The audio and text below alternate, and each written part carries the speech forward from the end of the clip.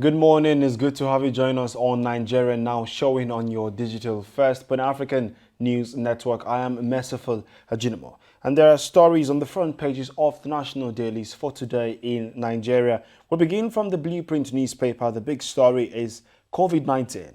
11 months after, federal government lift restrictions on curfew large gatherings.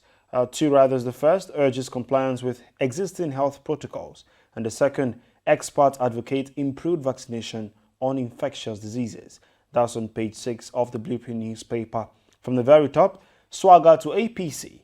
Let members choose their presidential candidate. The writer says cautions against short-changing the process. And of course, that's on page 6 of the Blueprint newspaper. Beside the picture of the day, 2023 election, estimated 90 million to vote in 2023 general elections. That's coming from INEC. And the writer says commission to use 1 million officials, 6 UN support on voter education, others. And then Shell pay $6 billion tax in 5 years, 2021 oil spills double. That's on page 20. On page 7, PDP, decision on zoning presidency lies with NEC, Autumn clarifies. On page 5, ex-President Jonathan escapes death, loses 2 aides in Abuja auto crash. And on page 9, a report says I'm qualified to take over from Buhari. That's coming from Kachuku. And Kanu, court jails 107-year-old woman for plucking 12-year-old boy's eye. And on page 13, KB, how we were re-kidnapped after escape from first abductors, says the victim. And First Bank's USSD, integrating customers into mainstream banking. That's on page 18 of the Blueprint newspaper.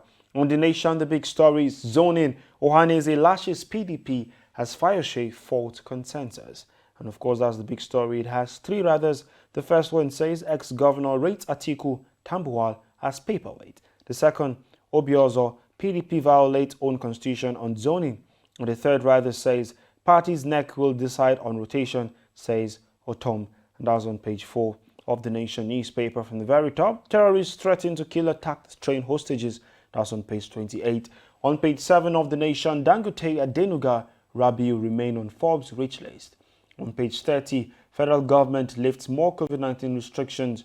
And on page 28, bank MD abducted on attacked train regains freedom. And then underneath the picture of the day, we see FEC endorses 12 private universities on page 3. And on page 2, NURTW, National Union of Road Transport Workers, dissolves Lagos Exco. That is on The Nation newspaper. The Business Day says local operators explore options amid record oil theft.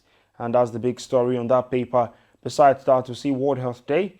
Air pollution put millions of Nigerians at risk. That's on page 30. Ponzi schemes, Nigerians shun red flags for big bucks.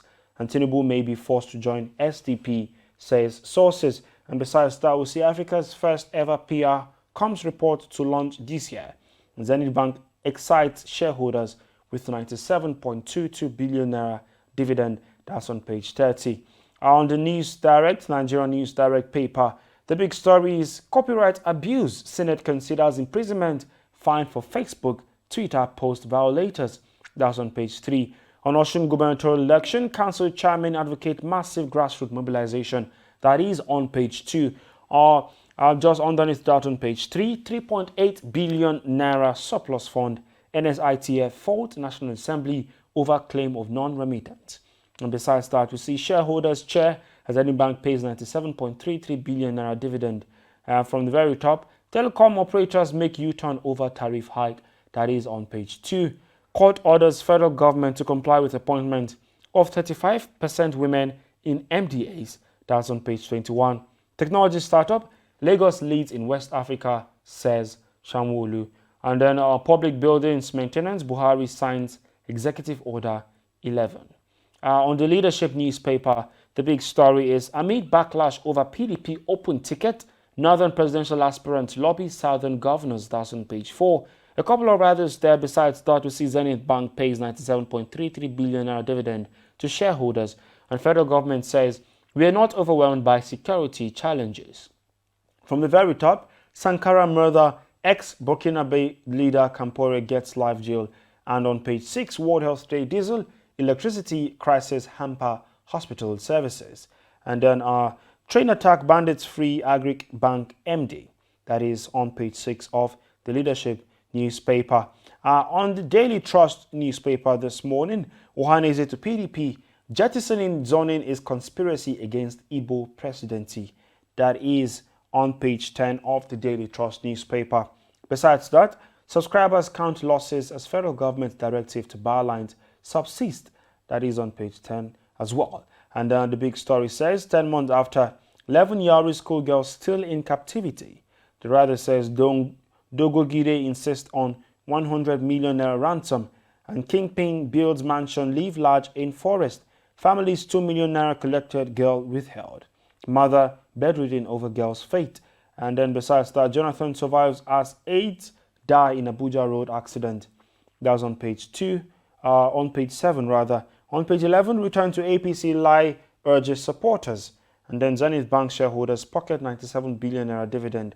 And then train attack, terrorist release Bank of Agric MD, threaten others. That is on page 5 of the Daily Trust newspaper. You can also stay updated on our website www.tostvnetwork.com for more information on news happening in Nigeria and across Africa.